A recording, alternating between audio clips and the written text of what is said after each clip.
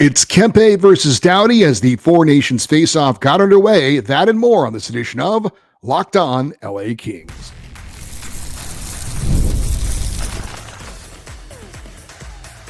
You are Locked On Kings, your daily podcast on the Los Angeles Kings. Part of the Locked On Podcast Network, your team every day.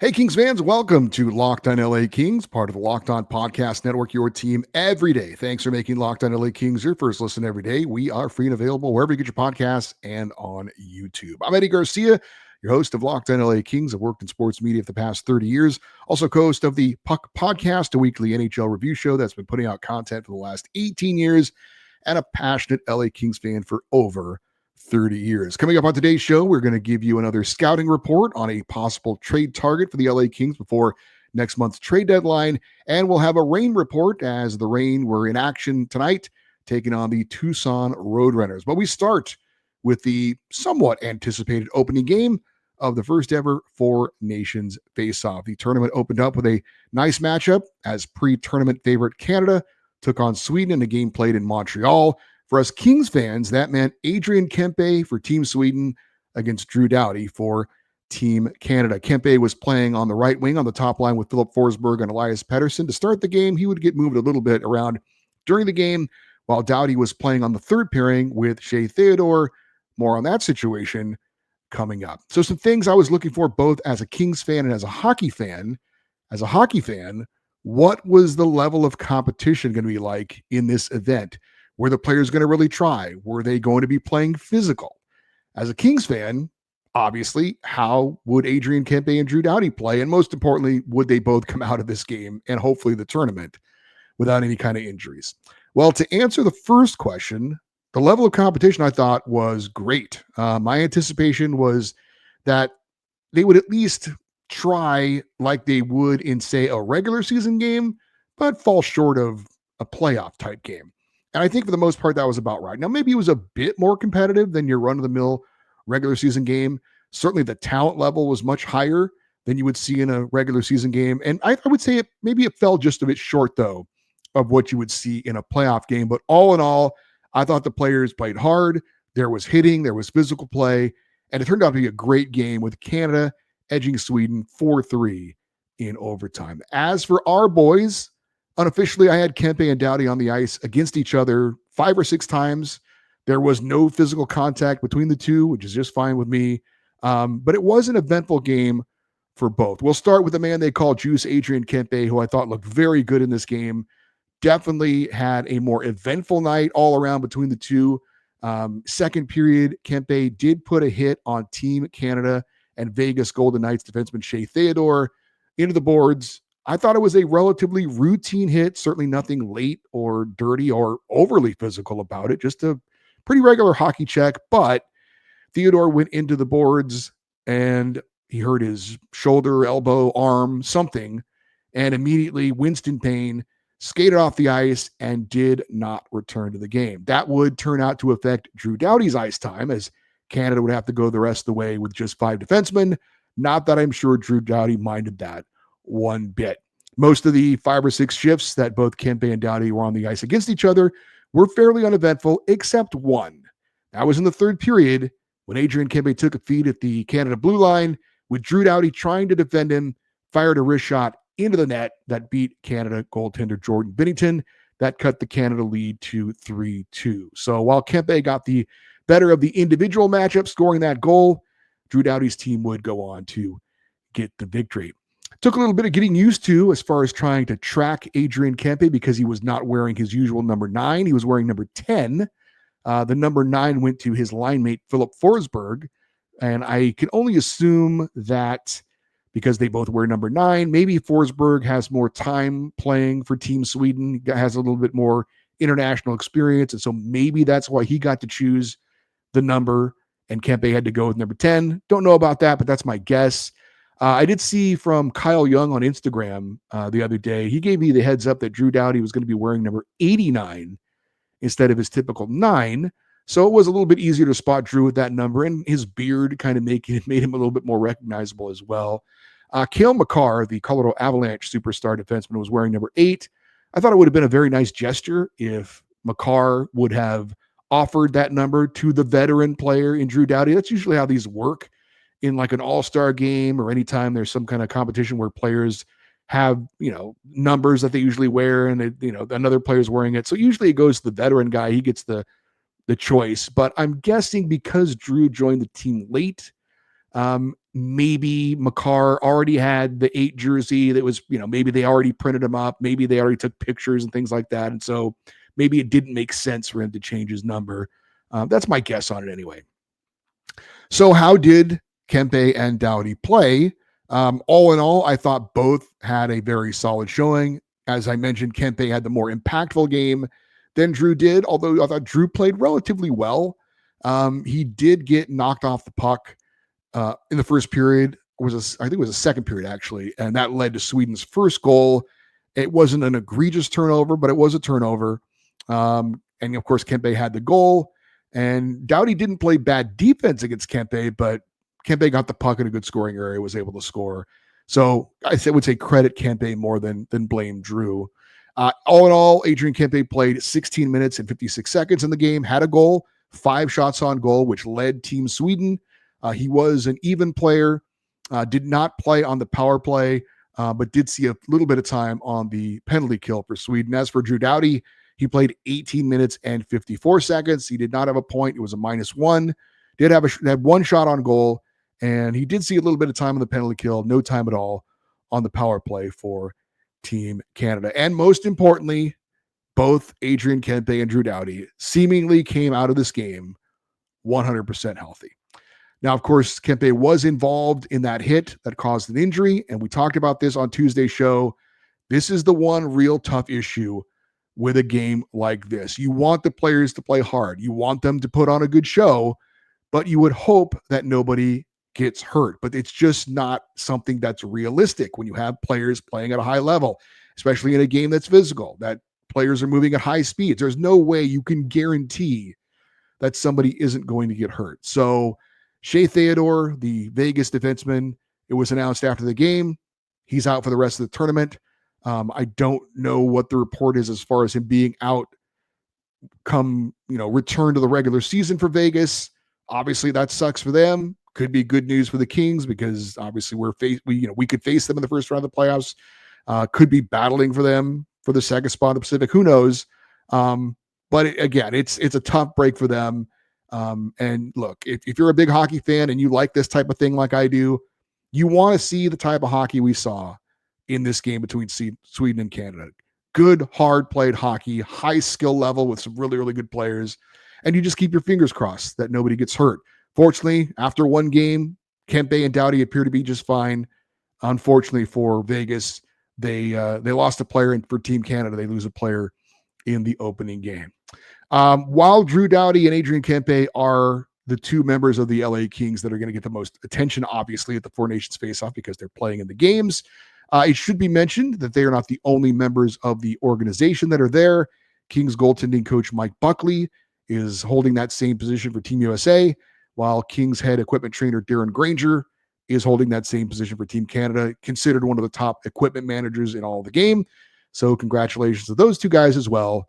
The support staff for the LA Kings that are taking part in the Four Nations Face-Off as well. There was a fairly big announcement that I will pass along real quick. Before the game, the NHL and the NHL Players Association announcing that this may be the only Four Nations Face-Off, but we are going to continue to have this type of international competition. The World Cup of Hockey is coming back. It's a very similar event to what we're seeing now with the Four Nations Face-Off. It typically includes more nations than 4. We'll see how that goes going forward. There's some politics involved with that. But basically, they're going to have a a World Cup of Hockey every other year with the Olympics. So, for example, next year in 2026, the Winter Olympics are in Italy, and the NHL is taking part in that. So 2 years after that, 2028, they will hold a World Cup of Hockey. 2 years after that, 2030, they'll be in the Olympics again. 2 years after that, 2032, another World Cup of Hockey, and so on and so on. So if you're a fan of hockey in the Olympics, as I am, And I much prefer a World Cup of Hockey over an All-Star game. This is good news for you, although apparently we're going to have kind of a mix of both. I did see that next year the NHL is going to have an All-Star break and a break for the Olympics as well. I don't know that we necessarily need all that, but anyway, we are going to have the World Cup of Hockey coming back, and we'll have the Olympics. So every 2 years, there will be some international competition involving NHL players. Up next, we're going to look at another possible target for the LA Kings before next month's trade deadline. That's next here on Locked On LA Kings, your team every day.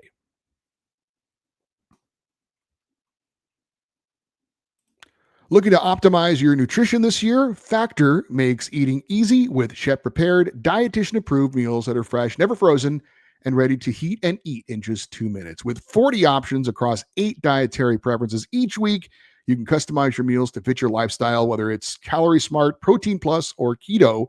Plus, Factor even offers wholesome smoothies, breakfasts, and grab-and-go snacks to keep you fueled all day long. I love how Factor takes the stress out of meal preparing.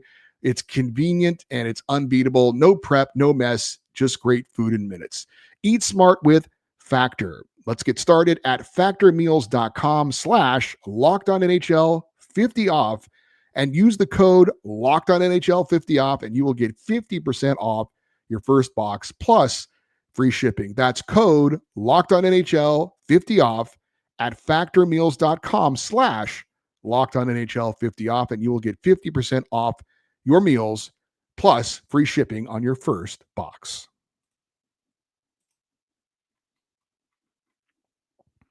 All right, we've been looking at some potential trade targets for the LA Kings, and I've been focusing on players who seem to be exactly what the Kings are looking for. Right wingers who are right shots and can help the Kings offensively and on the power play.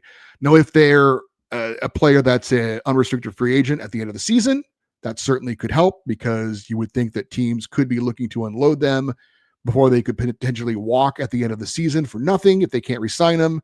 Also, obviously, looking for players that are playing on teams that are likely going to be sellers at the deadline. And of course, those are teams that are pretty much out of the playoff picture. It's hard to say at this point. There's probably only 4 or 5 teams that are really out of the playoff picture. There are still some teams that are kind of playing on the edge there. And so the next month or so, how those teams play will certainly determine whether they're going to be sellers or buyers at the trade deadline. Now, we talked about some players already. We talked about Brock Besser of the Vancouver Canucks, Kyle Palmieri of the New York Islanders, Rickard Rakell of the Pittsburgh Penguins. All of those teams, for the moment, are not completely out of the wild card. Vancouver probably in the best position. New York's hanging around. Pittsburgh is struggling, but the East is kind of wide open. A bunch of teams are still alive. For Rickard Rakell, he's not a UFA at the end of the season, but Brock Besser and Kyle Palmieri are. So not every player is going to check off every box. And that would be the case for the player we're going to talk about today. And that would be Seattle Kraken forward Oliver Bjorkstrand. Now, he does check off a few important boxes. He is a right winger. He is a right shot. And he is not going to be a UFA at the end of the season, but he will be after next season. So you're not going to take on a long-term contract necessarily. And so that might be more appealing for the Kings. He's also playing on a team in Seattle that's probably out of the playoff picture and are looking to be sellers at the trade deadline. So who is Oliver Bjorkstrand, if you're not familiar? 29-year-old, so still in the prime of his career. He's a native of Denmark. He's played 601 career NHL games for both the Blue Jackets and the Kraken. He was a third-round pick of Columbus in 2013. He's got 166 career goals, 207 career assists for 373 points. This season in 56 games, he's got 15 goals, 20 assists for 35 points, including 4 power play goals. He's appeared in 45 career playoff games with 10 goals and 10 assists for 20 points. So he does have some playoff experience. He's projected to have 22 goals and 50 points this season, which is certainly not a bad year. He might be not exactly a player that's going to blow you away, but is he a better option than what the Kings have now on the right side on that second line? Trevor Moore, I would have to say right now, yes, he probably is a better option. Bjorkstrand also seems like he'd be a good fit for the Kings stylistically. He's a good forechecker, and he's willing to play hard away from the puck as well.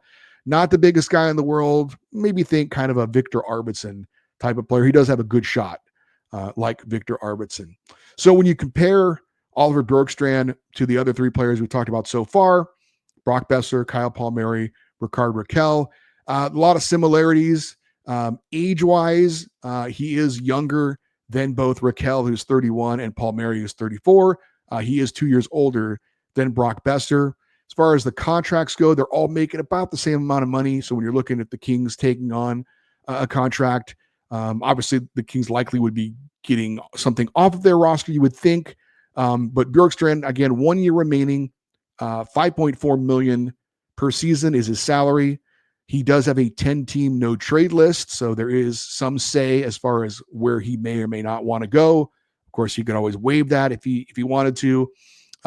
Brock Besser and Kyle Palmieri are both UFAs at the end of the season. Besser's making $6.6 million, Palmieri $5 million, and Rickard Rakell, 2 years remaining on his contract. He's making $5 million a year. So all in all of them making about the same, around $5 to $6 million.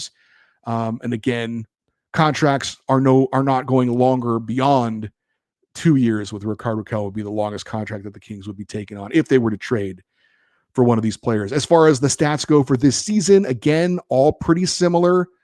Bjorkstrand, 15 goals, Palmieri, 15 goals, Besser, 18 goals. So pretty similar there. Rakell does have 25 goals, so he has separated himself from that group that we've been talking about. Points-wise, again, very similar. Bjorkstrand, 35 points. Palmieri, 37. Besser, 35. And Rakell's got 48. So, again, he's kind of separated himself a little bit as far as the goals and the points go. Of the four players, Rakell and Besser probably would be asking for a bit more in return because they're younger than Bjorkstrand and Palmieri. But is Oliver Bjorkstrand worth it for the Kings to ship off whatever the other team would be asking for? A young prospect, a younger player on the NHL roster, a high draft pick. Depends on who it would be, obviously. Certainly, I would say that anybody on the Ontario Reign roster would be on the table, although with all due respect to those guys, I don't know that there's much there that teams are going to really be looking for. As far as on the Kings roster, a Jordan Spence could possibly be in play. Maybe an Alex Turcotte, maybe an Alex Laferriere. Again, I don't think the Kings would want to move any of those guys. But as they say, you have to give to get. Maybe they don't have to lose anyone off the roster. Maybe it's just for draft picks. But I would say if you're really looking at the Kings' top prospects, I got to imagine a Liam Greentree, a Carter George, those kind of guys are off the table unless we're talking about a major superstar-like player. And I don't think, obviously, that's what we're talking about when we talk about an Oliver Bjorkstrand or Brock Besser or one of those guys. Those are good second-tier players, but they're not big-time difference makers. They're not elite players, which the Kings probably aren't on anyway because of their salary. So, again, this is kind of what we're talking about. We're talking about second-level scorers. We're talking about guys who are in the 20-goal, 40 to 50-point range. And so, again, Oliver Bjorkstrand does kind of fit into that category. So that's another name to keep in mind. Oliver Bjorkstrand of the Seattle Kraken could be a potential target for the LA Kings at the upcoming trade deadline. We will talk more about potential players the Kings could be looking at as we get closer and closer to the trade deadline. The Ontario Reign were in action on Wednesday night. How did they do? We'll tell you about that next. You're on Locked On LA Kings, your team every day. Looking for a snack that is both delicious and nutritious? Crack into a good source of protein with Wonderful Pistachios. Wonderful Pistachios is one of the highest protein nuts. Each 1 ounce serving has 6 grams of protein, giving you over 10% of your daily value. Plus, they are packed with fiber and better for you unsaturated fats to help you feeling fuller longer. It is the perfect grab and go snack for busy days, whether you're at your desk, on a road trip, or just need a quick protein boost. If you love cracking open every shell for that satisfying crunch, the in-shell options are a classic. favorite. Wonderful Pistachios is the complete protein, providing you all 9 essential amino acids, whether you're running between meetings or dropping off the kids. Wonderful Pistachios are the snack that works as hard as you do. Get snackin' and get crackin' with the snack that packs a protein punch. Visit wonderfulpistachios.com to learn more. All right, the Ontario Reign were in action on Wednesday night, and the Kings AHL affiliate picked up a victory at home. 4-1 was the final against the Tucson Roadrunners. That is the Utah Hockey Club's AHL team. The Reign fell behind in this one 1-0 when Charles Hudon pulled the Reign even with his 16th goal of the season. The Reign would then extend their lead with a pair of goals in the second period. Defenseman Luke Rowe scores his first of the season, while Jeff Malott added his 14th of the year, and the Reign led 3-1 after 2 periods. Third period, Malott would score his second of the game, 15th of the season, to make it 4-1. Charles Hudon would finish with a 3-point night with his goal and 2 helpers, and Phoenix Copley would get the win in net. Only had to make 12 saves in the victory, Phoenix improving to 14-7-2 on the season, while the Reign improved to 27-14-3 for 57 points. Ontario moved past Coachella Valley into sole possession of third place in the Pacific Division. The Reign are 6-1-1 in their last 7 games. And as I read this score, I have come to the realization that Phoenix Copley is back in the AHL. I got to tell you, I missed that. Now, I'll have to check into this because he was an emergency call-up for the LA Kings when Darcy Kempe had to be away from the team for personal reasons. So perhaps there is something that is stated that an emergency call-up, maybe that player doesn't have to clear through waivers. I was under the impression that calling up Phoenix Copley meant he would have to clear back through waivers. And unless I completely missed it, and he did clear waivers, then I apologize for missing that. I'm going to have to check on that. But obviously, Phoenix Copley is back in the AHL and getting the win against the Tucson Roadrunners on Wednesday night. So let me double check on that because I want to give you guys the right information. And we'll see if, in fact, Phoenix Copley did clear waivers or if there was a stipulation where a player can be called up in an emergency situation and not have to clear through waivers. So we'll have to check in on that, and I will do that and find out. Matter of fact, that might be a perfect question for a guest we have coming up on Sunday.